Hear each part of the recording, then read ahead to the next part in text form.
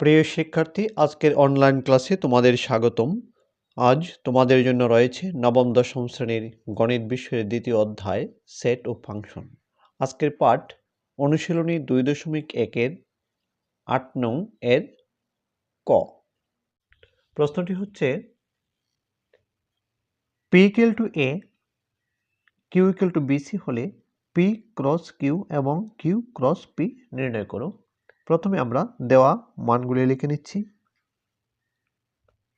সমাধান আমরা লিখব, দেওয়া আছে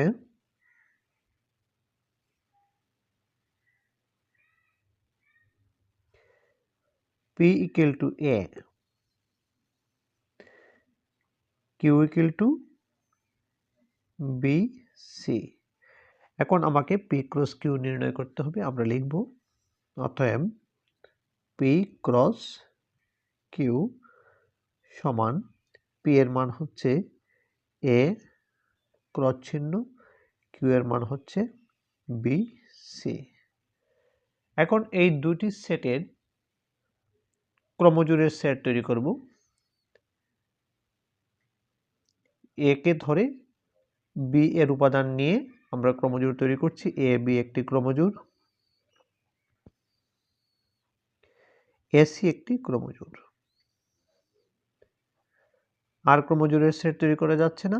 এই দুটি ক্রমজোড়ের কে নিয়ে আমরা যে সেটটি তৈরি করব সেটি হচ্ছে P ক্রস Q।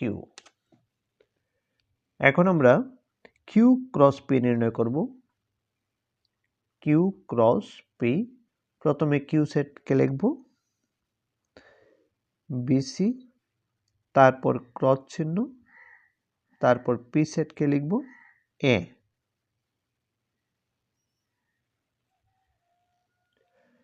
এখন আমরা ক্রমজোড়ের সেট তৈরি করব। BA একটি ক্রমজোড়, BA একটি ক্রমজোড়, তারপর C একটি ক্রমজোড়।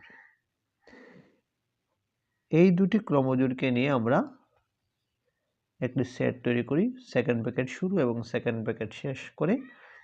তাহলে এটি হবে Q ক্রস P।